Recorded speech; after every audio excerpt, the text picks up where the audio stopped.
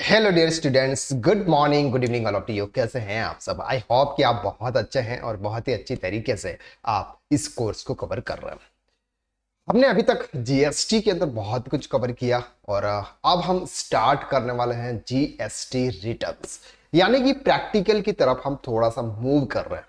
GST returns क्या होते हैं, कितने कितने टाइप्स के जीएसटी रिटर्न्स होते हैं, कैसे फाइल करने हैं, जीएसटी पोर्टल पर आपको क्या डिटेल्स कैसे देनी है, वो सब कुछ हम आने वाले लेक्चर्स में डिटेल में कवर करने वाला है। सबसे पहले बात करते हैं कि हम जीएसटी के अंदर वर्क जब हम करते हैं, हम अकाउंटिंग करते हैं। ठीक है, अकाउंटिंग के अंदर हमारा जो काम होता है वो होता है सर सेल्स को रिकॉर्ड करना। यानी कि जब हम किसी को भी गुड्स सप्लाई करते हैं, चाहे वो सर्विस की सप्लाई हो चाहे वो गुड्स की सप्लाई हो, गुड्स आता है आपके मैन्युफैक्चरिंग और आपके ट्रेडिंग बिजनेस के अंदर अगर हम बात कर रहे हैं तो गुड्स की सप्लाई होती है। और अगर हम प्रोफेशन की बात करते हैं तो वहां पर सर्विस की सप्लाई होती है। ओके, तो जब हम सेल्स करते हैं इसका मतलब होता है सर सप्लाई। दूसरा ट्रांजैक्शन हम करते हैं सर परचेज का, यानी कि जो भी हम गुड्स परचेज करते हैं उस गुड्स को हम सेल भी करते हैं, दैट्स कॉल्ड परचेज। ये दो ट्रांजैक्शन होते हैं। हमने प्रीवियस में देखा था कि जीएसटी किस पर लेविड होता है सर, सप्लाई पर होता है। सप्लाई का मतलब होता है या तो आप गुड्स की सप्लाई करते हैं या फिर आप सर्विस की सप्लाई करते हैं, दोनों सप्लाई करते हैं तो वहां पर आपका जीएसटी अट्रैक्ट होता है। अब सर जीएसटी आपने लेविड किया, जीएसटी आपने जिस भी पार्टी को आपने गुड सेल्स किया उससे आपने जीएसटी कलेक्ट किया। अब सर जीएसटी कलेक्ट किया, ये गवर्नमेंट को कैसे पता चलेगा? यानी कि आपने कितना जीएसटी कलेक्ट किया सर, आपने कितना गुड सेल्स किया, कितनी सप्लाई की, ये सब आपको गवर्नमेंट को कैसे पता चलेगा, जीएसटी डिपार्टमेंट को कैसे पता चलेगा? तो फिर उन्होंने निकाले हैं रिटर्न। रिटर्न का मतलब होता है कि सर ये जो कुछ भी डिटेल्स होती है, जो डिटेल्स हम आपसे मांगते हैं, हम आपको एक फॉर्म बना के देंगे। रिटर्न का मतलब क्या होता है कि हम आपको एक फॉर्म बना के देंगे, उस फॉर्म के अंदर हम जैसे जैसे डिटेल्स आपसे मांगेंगे वो डिटेल आपको इसमें प्रोवाइड करनी है, दैट्स कॉल्ड रिटर्न। तो जीएसटी सेल्स की रिटर्न, परचेज की डिटेल्स या और अदर्स की डिटेल्स आपको देनी है, यानी कि जीएसटी के रिलेटेड आपको डिटेल्स देनी है, इसको हम बोलते हैं जीएसटी रिटर्न। ओके, तो यहां पर ऑलमोस्ट दो ही चीजें होती है, एक होती है सर सेल्स और दूसरा होता है परचेज। एक होता है सेल्स और दूसरा होता है परचेज। जो सेल्स होता है उसको हम सिंपल बोलते हैं सर आउटवर्ड सप्लाई। इसको क्या बोलते हैं सर? सिंपल बोलते हैं आउटवर्ड सप्लाई। और जब हम कोई गुड्स परचेज करते हैं तो उसको हम बोलते हैं इनवर्ड सप्लाई। यानी कि ये सप्लाई हमारे पास में आ रही है और ये सप्लाई हमारे पास में जाती है। जब हम आउटवर्ड सप्लाई करते हैं उससे में हम जीएसटी कलेक्ट करते हैं, सामने वाले पर्सन से हम क्या करते हैं सर? जीएसटी कलेक्ट करते हैं। और जब हम इनवर्ड सप्लाई करते हैं उस समय हम जीएसटी पे करते हैं, यानी कि जीएसटी हम देते हैं। जो सामने वाला पर्सन, जो भी पर्सन हमको गुड्स की सप्लाई कर रहा है वो जीएसटी चार्ज करके हमको बिल देता है और हम वो वाला जो टैक्स है वो टैक्स सामने वाले पर्सन को देते हैं, सामने वाले पर्सन हमारे भी यहाँ पे गवर्नमेंट को देता है। इसका हम आईटीसी लेते हैं, ये हमने प्रीवियस मैनी क्लासेस के अंदर डिटेल में कवर किया है। तो यहां पर दो चीजें आती है, एक आती है सर आपकी आउटवर्ड सप्लाई और दूसरी आती है सर आपके इनवर्ड सप्लाई। क्लियर हो गया आपको यहां तक? तो इसकी डिटेल्स आपको किसको देनी है? गवर्नमेंट को देनी है। गवर्नमेंट को डिटेल्स देने के लिए हमने देखा था कि सर आप जीएसटी का रजिस्ट्रेशन कराते हैं, जीएसटी रजिस्ट्रेशन कराने के बाद जीएसटी के पोर्टल पर आप लॉगिन करते हैं और लॉगिन करने के बाद आपको एक डैशबोर्ड दिखाई देता है जहां पर आपके मेनी ऑप्शंस होंगे कि जहां से आपको इनकम टैक्स जीएसटी के रिटर्न फाइल करना है, जीएसटीआर 2A 2B देखना है, ये सब रिटर्न जो है ये हम देखने वाले हैं। तो जीएसटी रिटर्न्स के बारे में आपको इजीली पता चल गया कि व्हाट इज जीएसटी रिटर्न्स। अब सर बात करते हैं, अलग अलग आपको सेक्शन दे रखे हैं, ये सेक्शन हम आगे पढ़ने। सेक्शन 37 कहता है furnishing details of outward supply. Outward supply का सिंपल सा मतलब होता है सेल्स, यानी कि आपको सेल्स की डिटेल्स देनी है। आपने कितना सेल्स किया, आपने किस पर्सन को कितना सेल्स किया, कितनी क्वांटिटी में आपने सेल्स किया, ये सब आपको डिटेल्स देनी है आउटवर्ड सप्लाई के अंदर, वो हम आगे देखेंगे। Furnished details of inward supply, यानी कि आपने कितना गुड्स परचेज किया उसकी डिटेल्स आपको देनी है। सेक्शन 39 कहता है फर्निशिंग ऑफ रिटर्न्स। सर आपको रिटर्न्स फाइल करना है, कब फाइल करना है, लेट फाइल करते हैं तो क्या होता है वो बताएगा सर। सेक्शन 40 बोलता है फर्स्ट रिटर्न आपको कब फाइल करना है। सेक्शन 44 बोलता है सर एनुअल रिटर्न्स क्या होता है। 45 कहता है सर फाइनल रिटर्न्स क्या है, notice to return defaulter, levy of late fees और गुड सर्विस टैक्स प्रैक्टिशनर। यानी कि ये अलग अलग सेक्शन है, जिन जिन सेक्शन को हमें पढ़ने की जरूरत पड़ेगी, ये हमारे प्रैक्टिकल लाइफ के अंदर काम आएंगे, वो सेक्शन को हम इजीली तरीके से कवर करेंगे। चलिए अब सर बात करते हैं कि जीएसटी के रिटर्न कितने टाइप्स के होते हैं, यानी कि कौन कौन से जीएसटी के रिटर्न्स होते हैं, किस किस को फाइल करना है, ये अब हम कवर करते हैं। सबसे पहला जो रिटर्न्स होता है वो होता है सर GSTR-1। ध्यान से समझना इस रिटर्न को। हालांकि ये रिटर्न्स में आपको अभी प्रैक्टिकली पूरा रिटर्न्स नहीं बताता हूं, मैं आपको सिर्फ आज की क्लास में हम पूरे सभी रिटर्न्स का ओवरव्यू ले रहे हैं कि कौन सा रिटर्न्स है, क्या क्या डिटेल्स देनी है, ये सब ओवरव्यू ले रहे हैं। बाकी हम आने वाले लेक्चर्स में पर्टिकुलर रिटर्न्स के अंदर प्रैक्टिकली फाइल करके हम देखेंगे कि किस तरह से फाइल होता है। चलिए सबसे पहला इन्होंने यहां पर लिखा है GSTR-1। GSTR-1 जो रिटर्न है ना, ये रिटर्न है सर आउटवर्ड सप्लाई का। यानी कि अगर आप कोई भी गुड्स के सप्लाई कर रहे हैं, आप क्या कर रहे हैं सर, सेल्स कर रहे हैं। ये रिटर्न जो है वो सेल्स के लिए, आप जो भी सेल्स कर रहे हैं, जो भी सेल्स, यानी कि अगर आप गुड्स के सप्लाई कर रहे हैं या फिर अगर आप सर्विस की सप्लाई कर रहे हैं, क्लियर है, या तो आप गुड्स की सप्लाई कर रहे हैं या फिर आप सर्विस की सप्लाई करते हैं। जब भी आप कोई सेल्स करेंगे और सामने वाले पर्सन से टैक्स कलेक्ट करेंगे तो आपको फाइल करना होगा GSTR-1। क्या करना होगा सर, GSTR-1। GSTR-1 किसके लिए है सर, आउटवर्ड सप्लाई के लिए। आप गुड्स सप्लाई कर रहे हो तो आपको फाइल करना है GSTR-1। Okay, details of outward supply of taxable goods and service affected, यानी कि जो भी गुड्स की आप सप्लाई कर रहे हो, आउटवर्ड सप्लाई कर रहे हो, उसकी डिटेल्स आपको देनी है GSTR-1 में। सर ये रिटर्न्स कब फाइल करना है, उसकी क्या ड्यू डेट है, कौन कौन से डिटेल्स इसमें आने वाली है, क्या क्या शेड्यूल्स है उसमें, वो सब कुछ हम GSTR-1 जब फाइल करेंगे उस समय हम देखेंगे। अभी आपको सिर्फ इतना क्लियर करना है कि GSTR-1 किसके लिए होता है, GSTR-1 आउटवर्ड सप्लाई के लिए होता है। दूसरा ऑप्शन यहां पर आपको दे रखा है IFFQRMP स्कीम। अब ध्यान से समझना सर, ये जो रिटर्न्स है ना, ये मंथली रिटर्न्स होते हैं। क्या होते हैं सर, मंथली रिटर्न्स का मतलब, फॉर एग्जांपल अगर हम बात करते हैं सर अप्रैल मंथ की, अप्रैल मंथ में 1 अप्रैल से लेके 30 अप्रैल के बीच में, 1 अप्रैल से लेके 30 अप्रैल के बीच में हमने जो भी गुड्स की सप्लाई की, क्या की सर, जो भी हमने गुड्स की सप्लाई की, उसकी डिटेल्स आपको देनी है आपके GSTR-1 में। ठीक है, GSTR-1 नॉर्मली फाइल होता है sir 11th of the next month. 11th of the next month क्या होता है सर, आपका GSTR-1 फाइल होता है। अब हम बात कर रहे हैं सर अप्रैल मंथ का, अगर आपको GSTR-1 फाइल करना है तो वो होगा sir 11th May 2024, for example 2024, यानी कि 11 मई से पहले पहले आपको क्या करना है सर, GSTR-1 फाइल करना है। ओके, अब सर अगर आप GSTR-1 के अंदर क्या होता है सर, पूरी डिटेल्स, जो डिटेल्स उन्होंने आपसे मांगी है वो पूरी डिटेल्स आपको प्रोवाइड करनी होती है, वो पूरी डिटेल्स आपको प्रोवाइड करनी होती है।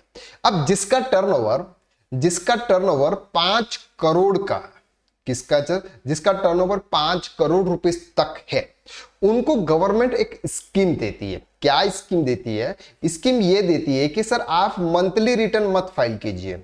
अगर आप चाहते हैं कि आप मंथली रिटर्न नहीं फाइल करें तो आप क्वार्टरली रिटर्न फाइल कर सकते हैं। क्या कर सकते हैं सर, क्वार्टरली। दैट मीन्स कि अप्रैल मई जून, अप्रैल मई जून, ठीक है, 3 मंथ के रिटर्न है। अप्रैल मंथ का रिटर्न अगर आप मंथली फाइल नहीं कर रहे हैं तो आपको फाइल करने की जरूरत नहीं है, मई मंथ की जरूरत नहीं है, जून मंथ का, इन तीनों की डिटेल्स आपको एक साथ जून मंथ वाले रिटर्न्स में देनी है। वो हम आगे देखेंगे कैसे देनी है, क्या नहीं देनी है। ठीक है, तो उसका रिटर्न्स आप फाइल करेंगे 11 जुलाई को। 11 जुलाई से पहले, 1 तारीख से लेके 11 जुलाई के बीच में आप ये रिटर्न फाइल कर सकते हैं। इसकी ड्यू डेट चेंज हो सकती है, कभी 13 भी होती है, कभी 11 भी होती है। वो ड्यू डेट मैं आपको पर रिटर्न के हिसाब से बता दूंगा कि अगर आप QRMP स्कीम्स के अंदर, QRMP स्कीम का नाम होता है sir quarterly return and monthly payment. ये मंथली पेमेंट किसका है ये भी हम डिटेल में आगे देखेंगे। जब ये रिटर्न फाइल करेंगे ना तो मैं आपको और डिटेल में इसको एक्सप्लेन करूंगा। ठीक है, तो अभी आप इसको समझ गए कि यहां पर GSTR-1 का ऑप्शन है, GSTR-1 और एक और रिटर्न है हमारा GSTR-3 भी, जो कि अभी आएगा। ये 2 रिटर्न है, इन 2 रिटर्न्स को आपके पास में ऑप्शन है कि आप उसको मंथली भी फाइल कर सकते हैं, आप उसको क्वार्टरली भी फाइल कर सकते हैं। तो यहां पर आपको जो दिख रहा है QRMP details B to B supply of taxable goods and service are affected, मतलब सर ध्यान से समझना, क्यूआरएमपी स्कीम्स के अंदर क्या होता है, ऑप्शन उन्होंने दे रखा कि आप क्वार्टरली फाइल करो, क्या करो, क्वार्टरली फाइल करो, ठीक है। क्वार्टरली का मतलब क्या होता है, अप्रैल, मई, जून, ये 3 मंथ है, इसके अंदर सर 2 इनवॉइस है, इसके अंदर 3 इनवॉइस है और इसके अंदर फॉर एग्जांपल 5 इनवॉइस है, ठीक है। टोटल आपके 10 इनवॉइसेज है और इसका रिटर्न जाएगा सर आपका 11 जुलाई से पहले, ठीक है। अब आप इन दोनों, ये जो 2 मंथ है, ये 2 इनवॉइसेस, जो 3 इनवॉइसेस, अगर आप इस वाले रिटर्न में शो करेंगे तो सामने वाले पर्संस के जीएसटीआर 2B के अंदर कब शो होगा, 11 जुलाई के बाद शो होगा। तो वो आईटीसी कब ले पाएगा, 11 जुलाई के बाद ले पाएगा। इसका मतलब अप्रैल मंथ की आईटीसी भी वो 11 जुलाई के बाद ले पाएगा, मई मंथ की आईटीसी भी 11 जुलाई के बाद ले पाएगा। क्लियर है, क्योंकि जो भी हम जीएसटीआर 1 के अंदर जो डिटेल शेयर करते हैं, गवर्नमेंट को अपलोड करते हैं, इनवॉइस अपलोड करते हैं, वो डिटेल्स सामने वाले पर्संस के जीएसटीआर 2A 2B के अंदर शो होता है। और जब तक उसके जीएसटीआर 2A 2B के अंदर शो नहीं होता तब तक वो उसका इनपुट टैक्स क्रेडिट नहीं ले सकता। तो यहां पर अगर हम बात करते हैं सर क्यूआरएम पे स्क्रीन क्वार्टरली रिटर्न्स अगर हम फाइल करते हैं, क्वार्टरली रिटर्न्स फाइल करते हैं तो इन पर्सन से ये जो इनवॉइसेस है ना, इस इनवॉइसेस की भी इनपुट टैक्स क्रेडिट उसको 11 जुलाई को ही मिलेगी, जून मंथ वाले मंथ के साथ में। इसलिए गवर्नमेंट ने क्या किया, गवर्नमेंट ने जीएसटीआर 1 के अंदर एक और ऑप्शंस निकाला जिसका नाम है आईएफएफ, इनवॉइसिंग फर्निशिंग फैसिलिटी। यहां पर 2 तरीके की सप्लाई होती है। सप्लाई एक होती है सर बी टू बी, एक सप्लाई होती है बी टू बी और दूसरी सप्लाई होती है B to C. B to B का मतलब होता है कि सर बिजनेस टू बिजनेस, यानी कि सर आप भी रजिस्टर्ड हो और सामने वाली पार्टी भी रजिस्टर्ड है। और एक सप्लाई होती है बी टू सी, यानी कि सर आप तो रजिस्टर्ड हो लेकिन सामने वाली पार्टी अनरजिस्टर्ड है। तो सामने वाला पर्सन जो रजिस्टर्ड है वो उसकी आईटीसी लेता है, ये सर अनरजिस्टर्ड है, ये आईटीसी नहीं लेगा। तो इसको आईटीसी नहीं लेगा। अगर एक इनवॉइस इसमें अनरजिस्टर्ड पर्सन का है, इसको अगर हम इस वाले मंथ में भी दिखाएं तो भी कोई इश्यू नहीं है। क्यों नहीं है, क्योंकि सर सामने वाले पर्सन को तो आईटीसी लेनी ही नहीं है, सामने वाले पर्सन को आईटीसी लेनी नहीं है। क्यों नहीं लेनी है, क्योंकि वो अनरजिस्टर्ड है। तो यहां पर जो बात आती है ना वो रजिस्टर्ड पर्सन की आती है, लेकिन हम जिस पर्सन को गुड सप्लाई कर रहे हैं ना वो सामने वाला पर्सन रजिस्टर्ड है। तो अप्रैल मंथ की जब भी वो भी अप्रैल मंथ का जब रिटर्न फाइल करेगा तब वो आईटीसी लेगा, मई मंथ का जब भी वो मई मंथ का रिटर्न फाइल करेगा तब वो आईटीसी लेगा। तो यहां पर जीएसटीआर 1 फाइल करने का ऑप्शन है आईएफएफ, यानी कि इनवॉइसिंग फर्निशिंग फैसिलिटी। आप अप्रैल मंथ में बी टू बी के इनवॉइस अपलोड कर सकते हो आईएफएफ के अंदर, और डिटेल में मैं आपको एक्सप्लेन करूंगा। आईएफएफ के रिटर्न्स आप आईएफएफ के through B to B supply आप जो भी करते हैं उसकी डिटेल्स आप जीएसटीआर 1 के अंदर मंथली वाले जो रिटर्न्स मतलब अप्रैल मंथ में आप शो कर सकते हैं। बी टू सी की डिटेल्स या और अदर डिटेल्स आप शो नहीं कर सकते, वो सिर्फ होगा आपकी जून वाले क्वार्टर वाले रिटर्न्स में। क्लियर हो गया आपको यहां तक। तो ये क्या बोलते हैं sir, details of B to B supply, B to B supply of QRMP schemes के अंदर आईएफएफ, जो कि हम जीएसटीआर 1 फाइल करेंगे, मैं डिटेल में एक्सप्लेन करूंगा। ठीक है, अगर अभी समझ में नहीं आता इट्स ओके, क्योंकि ये पूरे रिटर्न्स का ओवरव्यू है। आपको इस लेक्चर से ये समझ में आएगा कि हम आने वाले लेक्चर्स में क्या क्या रिटर्न्स कवर करने वाले हैं। ओके, चलो इसके बाद आता है sir GSTR 2A 2B। GSTR 2A 2B को हमने इनपुट टैक्स क्रेडिट के अंदर डिटेल में समझा है और भी हम उसको समझेंगे प्रैक्टिकली।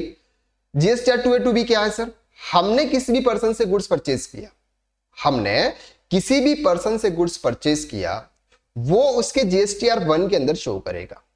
वो कहां शो करेगा सर, वो उसके जीएसटीआर 1 के अंदर शो करेगा। तो हमारे यहां पे जीएसटीआर 2A 2B में शो होगा कि हमने उस पर्सन से गुड्स परचेज किया। ऐसा कहां पे शो होगा सर, हमारे जीएसटीआर 2A 2B में शो होगा। जीएसटीआर 2A 2B में शो होगा तब जाकर हम उसका आईटीसी ले सकते हैं। क्लियर हो गया। तो जीएसटीआर 2A 2B क्या है सर, परचेज की रिटर्न है, हम किसी भी पर्सन से इनवर्ड सप्लाई करते हैं वो हमारे जीएसटीआर 2A 2B में शो होता है। जीएसटीआर 2A और 2B के बीच में क्या डिफरेंस है, कौन कौन से रिटर्न्स, ये सब देखेंगे आने वाले लेक्चर्स में। क्लियर हो गया। चलो अब बात करते हैं जीएसटीआर 3B। ओके, ध्यान से समझना जीएसटीआर 3B क्या है सर। हमने आउटवर्ड सप्लाई की डिटेल्स दी, हमने आउटवर्ड सप्लाई की डिटेल्स दी सर। किसमें दी? GSTR 1 में दी। क्लियर हो गया? GSTR 1 के अंदर हमने क्या दिया सर? आउटवर्ड सप्लाई की डिटेल्स दी। इनवर्ड सप्लाई सर हमारे पास में कहां पे आता है? GSTR 2A 2B में आता है। फॉर एग्जाम्पल हमारा सेल्स है 1 लाख रुपया, ये हमने GSTR में दिखाया और उस पर 18,000 रुपए का टैक्स बनता है। सर हमने फॉर एग्जाम्पल 90,000 रुपीज का गुड्स परचेस किया, जिसके ऊपर हमने फॉर एग्जाम्पल 60,000 रुपीज का टैक्स पे किया। अब सर ये तो हमने दिखा दिया GSTR 1 के अंदर, अब दिखा दिया GSTR 2A 2B के अंदर। अब सर ये जो पेमेंट है वो पेमेंट तो हमको करना पड़ेगा ना, तो पेमेंट के लिए रिटर्न है GSTR 3B। हालांकि वो डिटेल्स में आगे देखेंगे, लेकिन अभी आपको सिर्फ इतना समझना है कि GSTR 3B क्या है। GSTR 3B जो है ना वो पेमेंट का डिटेल्स है, जिसके अंदर जीएसटी का पेमेंट होता है। क्या होता है सर? जिसके अंदर जीएसटी का पेमेंट होता है। डन है? तो अब आपको क्या फाइल करना होगा सर? GSTR 3B। कब फाइल करना होगा सर? 20 मंथ से पहले। समझो इसको।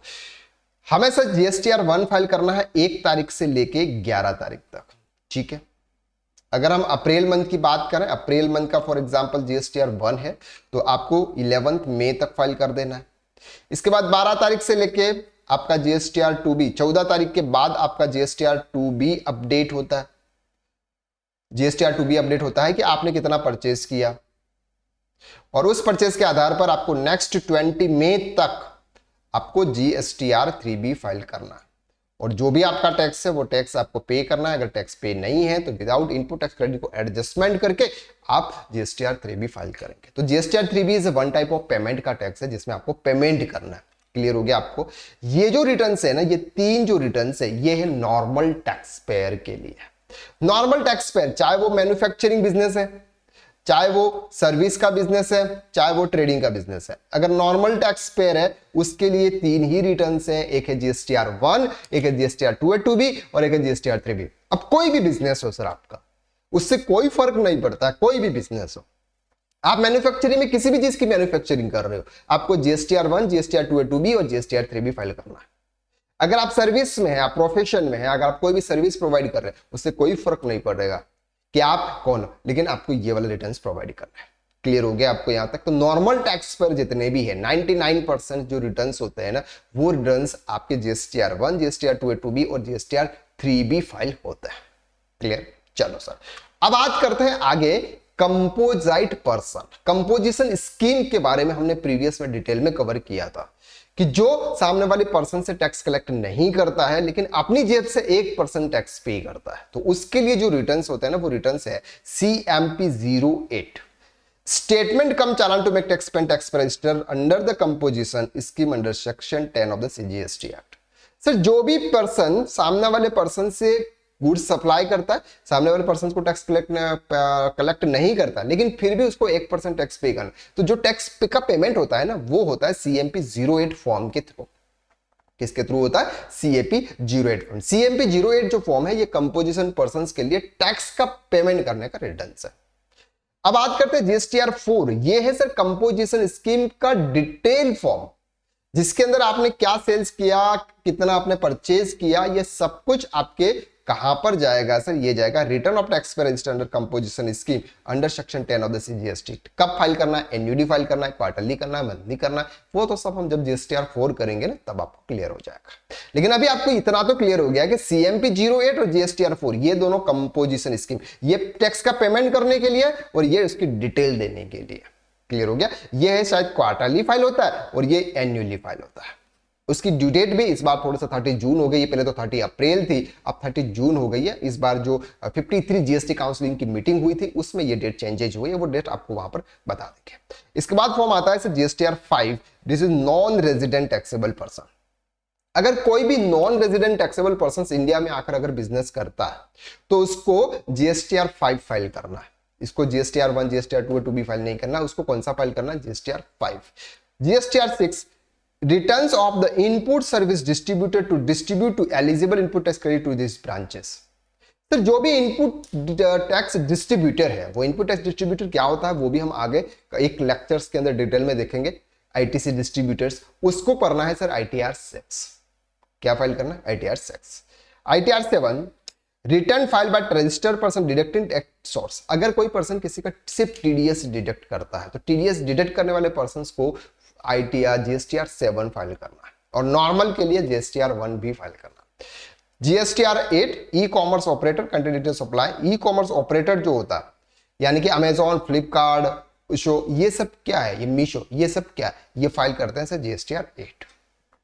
GSTR 9 आप सभी बहुत अच्छी तरीके से जानते हैं, एनुअल रिटर्न है, साल में एक बार फाइल होता है। GSTR 9C रिकंसिलेशन रिटर्न है, यानी कि जीएसटी का ऑडिट जो होता है वो आपको वहां पे प्रोवाइड करना है। GSTR 10 अगर आप जीएसटी नंबर को कैंसिल कर देते हो तो वहां पर आपको GSTR 10 फाइल करना होता है। वो सब हम आने वाले लेक्चर्स में देखने वाले हैं। तो ये रिटर्न्स नॉर्म, अब जो नॉर्मली जो रिटर्न्स है ना वो GSTR 1, GSTR 2A2B और GSTR 3B और CMP 08 या GST 4, ये रिटर्न्स हमारे लिए बहुत इंपॉर्टेंट होते हैं प्रैक्टिकल लाइफ के अंदर। बाकी ITR 4 से लेकर ITR 8 तक, ITR 8 तक यानी 4, 5, 6, 7, 8, ये जो 5 रिटर्न्स है ना, ये 5 रिटर्न्स हमारे लिए बहुत कम काम आने वाला है। इसलिए हम GSTR 5 से लेकर GSTR 8 तक हम इसका ओवरव्यू देंगे, आपको सिर्फ प्रैक्टिकली नहीं बताएंगे। बाकी GSTR 1 से लेकर GSTR 4 और GSTR 9 और 9 से GSTR 10 ये सब हम प्रैक्टिकली डेटा के हिसाब से देखेंगे। क्लियर हो रहा है आपको यहां तक? तो आज के क्लास में हमने क्या देखा? आज के क्लास में हमने देखा जीएसटी रिटर्न्स के बारे में। नेक्स्ट लेक्चर्स में अब स्टार्ट करने वाले हैं GSTR 1। GSTR 1 क्या है, किसे फाइल करना है, कब फाइल करना है, इसके अंदर कौन कौन सी डिटेल्स आती है, वो सब कुछ हम कवर करेंगे आने वाले लेक्चर्स में। तो आज के लिए बस इतना, नेक्स्ट लेक्चर्स में हम फिर मुलाकात करते हैं। तब तक के लिए हंसते रहिए, मुस्कुराते रहिए।